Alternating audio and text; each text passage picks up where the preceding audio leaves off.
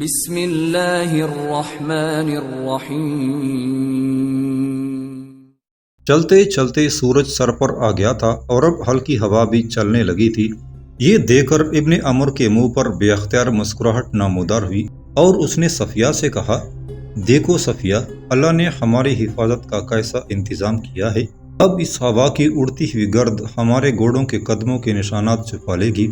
صحرا کی ہوا کی خاص بات یہ ہوتی ہے کہ انتہائی گرم ہونے کی وجہ سے جب منہ سے ٹکراتی ہے تو منہ جلستا محسوس ہوتا ہے۔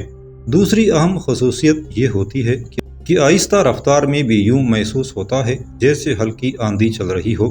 اس کے ساتھ ریت اڑ اڑ کر ایک جگہ سے دوسری جگہ پہنچتی رہتی ہے۔ کچھ دیر بعد جب ہوا کی شدت میں قدرے اضافہ ہوا تو دونوں نے اپنے منہ کپڑوں سے ڈھانپ لیے اور ان کی صرف آنکھیں نظر آ رہی تھی۔ دوران سفر دونوں کبھی کبھار کوئی بات بھی کر لیتے تھے، لیکن ان کا زیادہ سفر خاموشی سے ہی گزرتا جا رہا تھا۔ یوں محسوس ہوتا تھا جیسے دونوں اپنے انجانے مستقبل کے بارے میں سوچ رہے ہوں۔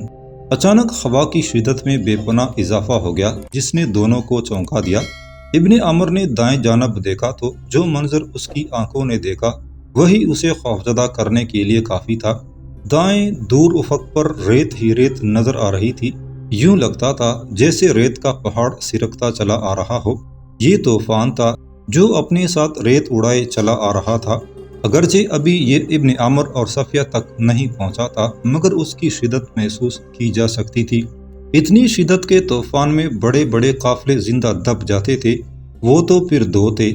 اگرچہ وہ دونوں دبنے سے بچ بھی جاتے تو ہونا یہ تھا کہ ریت کی پہلی ضرب پڑتی ہی دونوں کے گھوڑے بھٹک جاتے اور دونوں ہی بٹک جاتے۔ یہ خطرہ ابن عمر کے لیے کوئی خاص اہمیت نہیں رکھتا تھا کیونکہ وہ صحرا کے گوشے گوشے سے واقف تھا، لیکن ایسی صورت میں صفیہ کی موت یقینی تھی۔ ابھی یہ طوفان خاصا دور تھا جب ابن عمر نے صفیہ کے گھوڑے کی باگ اپنے گھوڑے کی زیند کے ساتھ باندھ دی اور گھوڑے کو ایڑ لگا دی۔ اس نے گھوڑوں کا رخ تالکان کی طرف رکھا تھا تاکہ گھوڑے بے قابو بھی ہو جائیں تو ان کا رخ منزل سے ادھر ادھر نہ ہو۔ یہ خطرہ بھی تھا کہ گھوڑے بدک کر رخ تبدیل کر لیں۔ پھر کچھ دیر بعد ہر طرف ریت ہی ریت چھا گئی۔ اس اچانک آفت سے گھوڑے بدکے ضرور لیکن انہوں نے اپنا رخ نہ تبدیل کیا۔ ابن عامر نے پیچھے مڑ کر دیکھا، اسے ریت کے طوفان میں صفیہ کا صرف حولہ سا نظر آیا، اگرچہ اس کا اور صفیہ کا فاصلہ چند گز ہی تھا۔ وقت گزرنے کے ساتھ ساتھ طوفان کی شدت میں اضافہ ہوتا جا رہا تھا۔ ہوا کی آوازیں خوفناک ہوتی جا رہی تھی۔ یوں محسوس ہو رہا تھا جیسے چاروں طرف عورتیں بین کر رہی ہوں۔ صفیہ کا تو خوف کی وجہ سے برا حال ہو رہا تھا، لیکن تھوڑی دیر بعد آنے والی ابن عمر کی مدھم سی آوازیں اس کا حوصلہ بڑھا رہی تھی۔ ابن عمر کو خوب احساس تھا کہ صفیہ کی حالت اچھی نہیں ہے، لہٰذا وہ توڑے وقفے کے بعد پیپڑوں کا پورا زور لگا کر کوئی نہ کوئی بات کہہ دیتا تھا۔ پھر آہستہ آہستہ طوفان کا زور ٹوٹنے لگا اور جب طوفان تھما تو وہ دونوں کسی قلعے کا حولہ سامنے دیکھ سکتے تھے۔ سورج ان کے عقب میں آخری ہچکی لے رہا تھا۔ ابن عامر نے گھوڑوں کو روکا۔ اس وقت وہ ایک بلند ٹیلے پر کھڑے تھے۔ سورج چونکہ ان کے عقب میں غروب ہو رہا تھا اس لیے ان کے سائے نہایت لمبے تھے۔ دونوں نے اپنے سامنے قلعے کو دیکھا اور گھوڑوں کو ہلکی رفتار سے چلا دیا۔ سخت مشقت کی وجہ سے گھوڑوں کا پسینہ پھوٹ رہا تھا۔ ابن عامر نے صفیہ کو مخاطب کیا، صفیہ، سامنے دیکھو، ہماری منزل ہے، صرف تمہاری منزل، میری منزل تو تم ہو۔ صفیہ نے جواب دیا تو بے اختیار دونوں کے ہونٹوں پر مسکراہٹ رہ گئی اور جب وہ قلعے میں داخل ہوئے تو سورج غروب ہو چکا تھا۔ فجر کی نماز کے بعد ان دونوں کی تلاش میں آنے والے دوبارہ تلاش میں روانہ ہوئے۔ ان لوگوں کا ارادہ یہ تھا کہ دوپہر تک تلاش جاری رکھی جائے، اگر دونوں مل گئے تو ٹھیک ورنہ واپس لوٹا جائے۔ وہ لوگ آگے ہی آگے بڑھتے گئے۔ جب سورج سر پر آ گیا تو انہوں نے واپسی کا ارادہ کیا۔ تھوڑا چلنے کے بعد وہ ایک ایسے علاقے میں پہنچے جہاں اکا دکا چٹانیں تھیں۔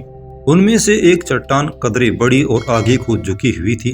سب نے ان کے نیچے پڑاؤ کیا۔ چونکہ وہ ساری رات اور پھر دن کو بھی جاگتے رہے تھے اس لیے انہوں نے گھوڑوں کو باندھا اور سوائے طلحہ کے سب لیٹ گئے۔ طلحہ کے ذمے انہوں نے حفاظت کا کام لگایا تھا۔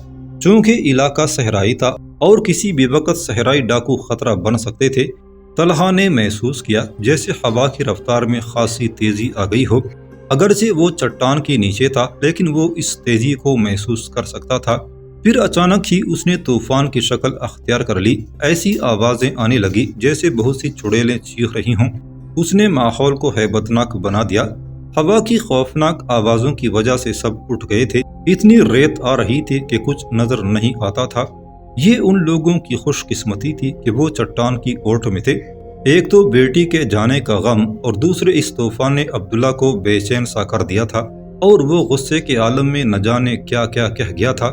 اگرچہ وہ پیپڑوں کا پورا زور لگا کر بول رہا تھا، لیکن کسی کو کچھ سمجھ نہ آ رہی تھی کہ وہ کیا کہہ رہا ہے۔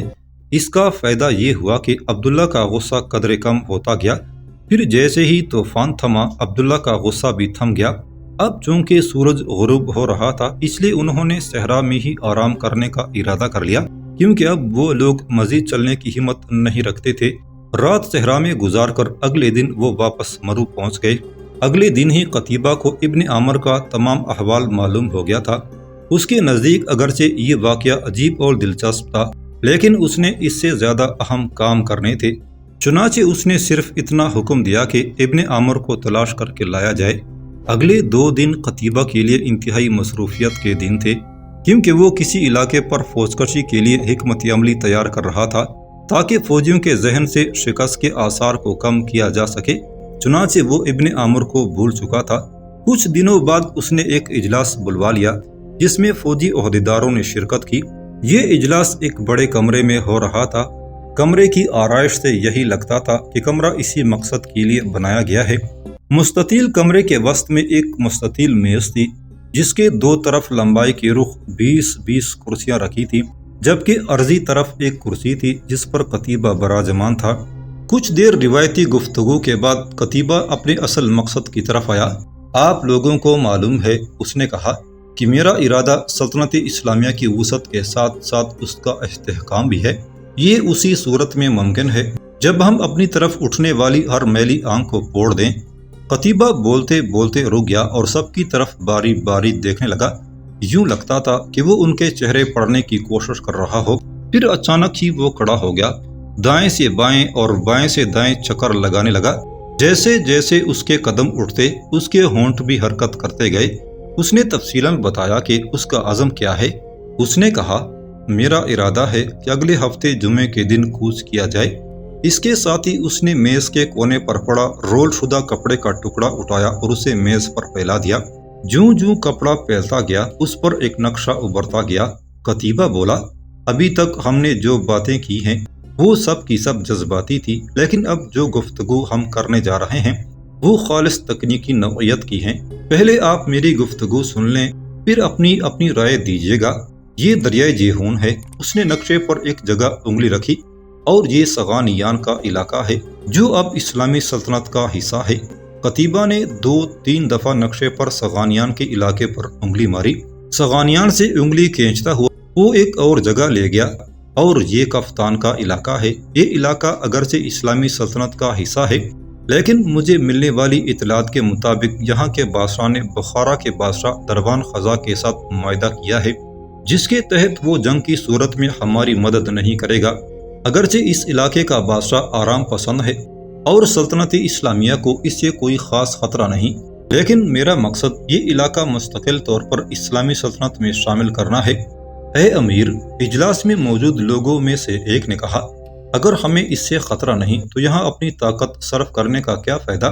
اگرچہ اس بات پر قتیبہ کے منہ پر ناگواری کے تاثرات ابھر آئے، لیکن اس نے نرم لہجے میں جواب دیا، اے مجھے ٹوکنے والے، تو ان علاقوں کو ہی دیکھتا رہے گا کیا؟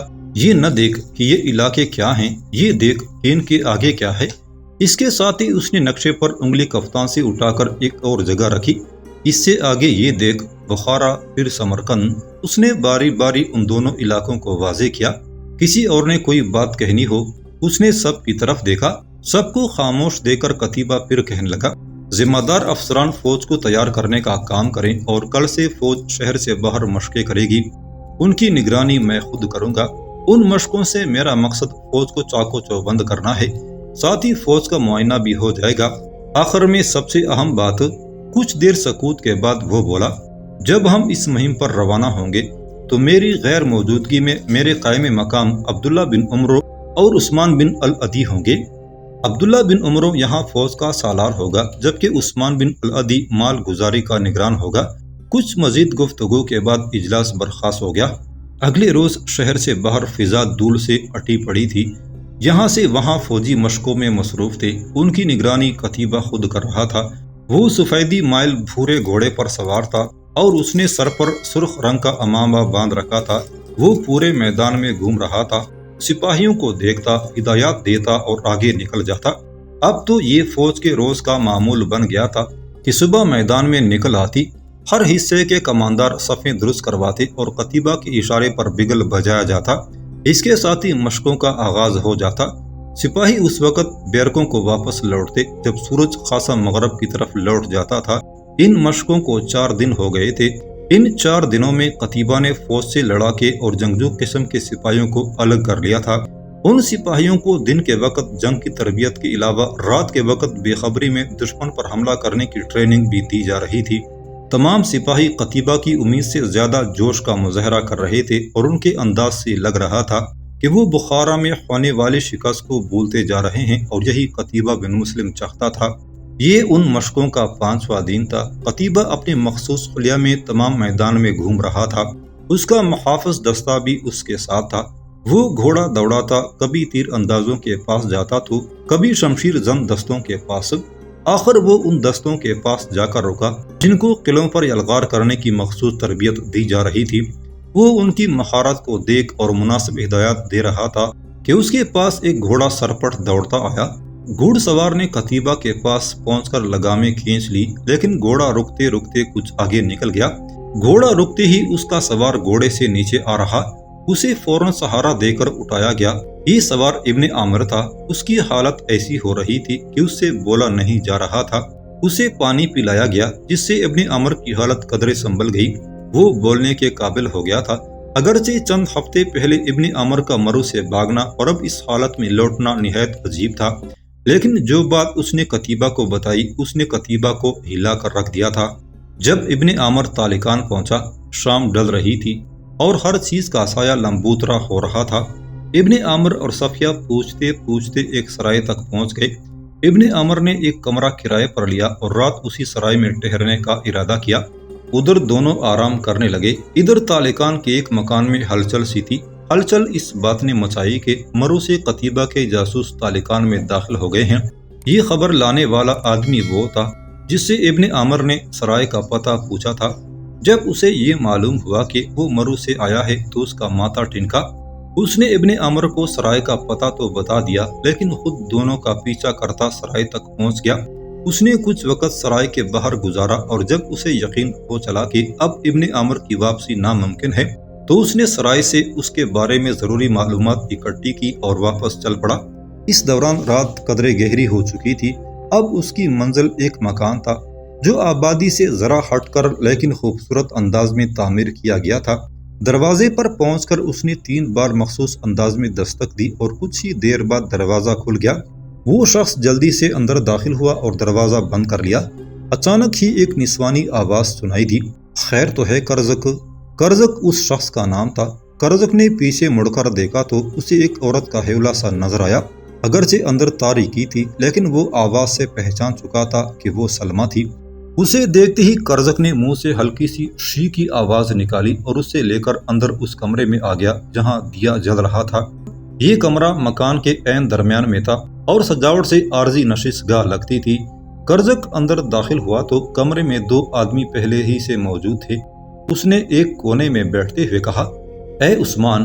وہ کچھ دیر خاموشی کے بعد بولا، اور اے ارزل، شکر کر وہ مجھے مل گیا۔ عثمان اور ارزل اندر موجود آدمیوں کے نام تھے۔ دونوں نے کرزک کو حیرت سے دیکھا اور پوچھا، کون مل گیا؟ قتیبہ کا جاسوس، آج ہی مرو سے آیا ہے۔ یہ تھی وہ بات جس نے اس حویلی نما مکان میں ہلچل مچا دی تھی۔ دراصل تالقان میں کچھ ایسے لوگ ابھر رہے تھے جو حکومت کے خلاف بغاوت کرنا چاہتے تھے، اور یہ حویلی ان لوگوں کا ہیڈ کوارٹر تھی، جبکہ یہ تینوں ان باغیوں کے سرغنہ تھے، جبکہ سلمہ ارزل کی بہن تھی۔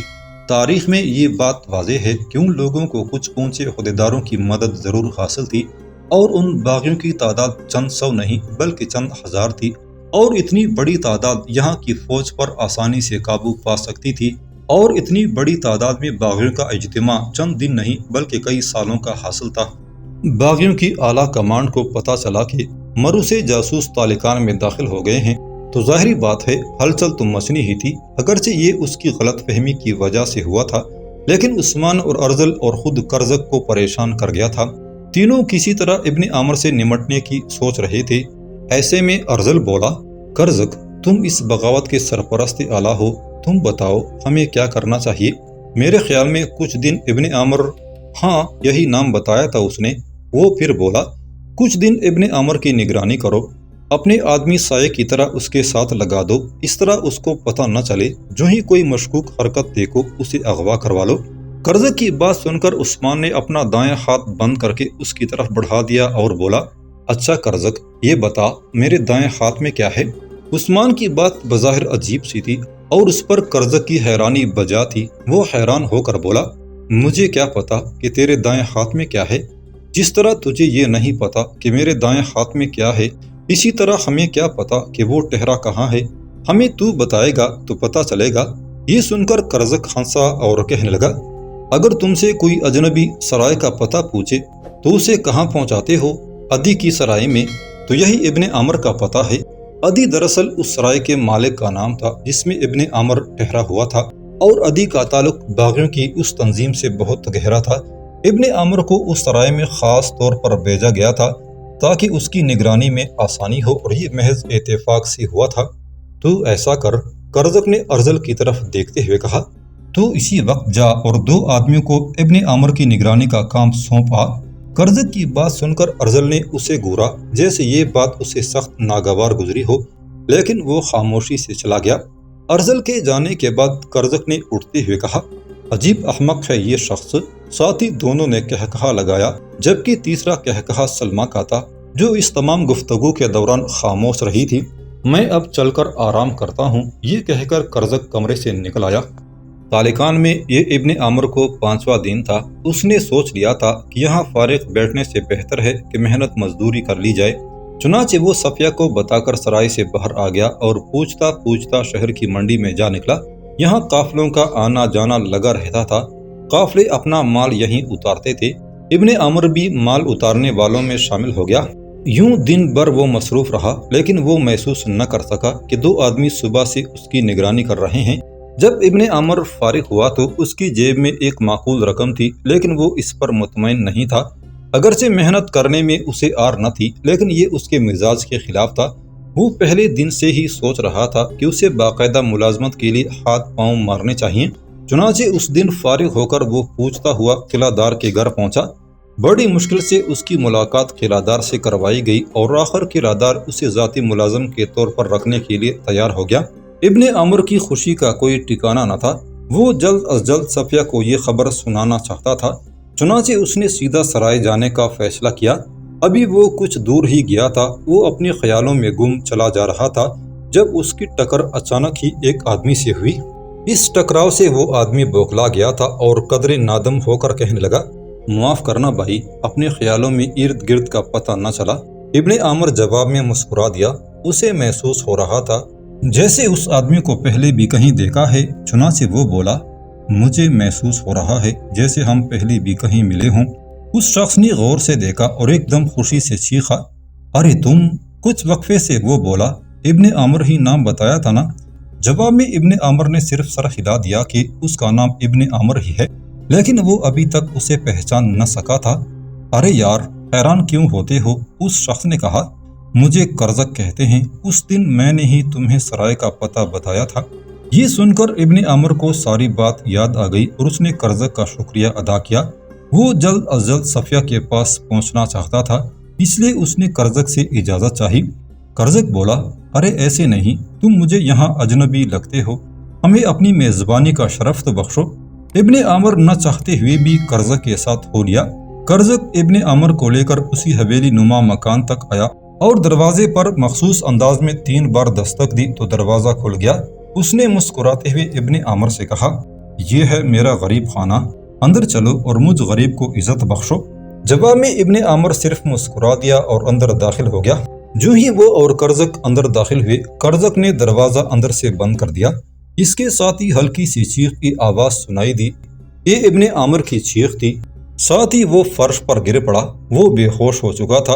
دراصل جو ہی وہ اندر داخل ہوا تھا، عثمان نے اس کے سر پر ڈنڈا دے مارا تھا۔ وہ پہلے ہی سے دروازے کے پیچھے چھپ کر کھڑا تھا۔ ابن عامر کو اٹھا کر اندر لے جایا گیا۔ کمرے میں ایک پلنگ بچھا ہوا تھا۔ قرظق کے اشارے پر عثمان اور سلمہ نے مل کر پلنگ کھڑا کر دیا اور پھر بے ہوشی کی حالت میں ہی ابن عامر کو پلنگ کے ساتھ اس طرح باندھ دیا کہ اس کے ہاتھ سر سے اونچے رہیں۔ انہیں معلوم تھا کہ اب ابن عامر کافی دیر تک ہوش میں نہیں آ سکے گا۔ اصل میں ہوا یہ تھا کہ ابن عامر جب قلعہ دار کے گھر پہنچا تو نگرانی کرنے والے آدمیوں کو یقین ہو گیا، ہو نہ ہو یہ قتیبہ کا جاسوس ہے اور کوئی ضروری اطلاع دینے قلعہ دار کے پاس گیا ہے۔ وہ فوراً قرظق کے پاس آئے اور ساری بات اسے بتائی۔ یہ سن کر قرظق قدرے پریشان ہوا، لیکن اس نے فوراً ایک منصوبہ بنایا اور اس پر عمل کرتے ہوئے ابن عامر کو اپنے جال میں پھانس لیا۔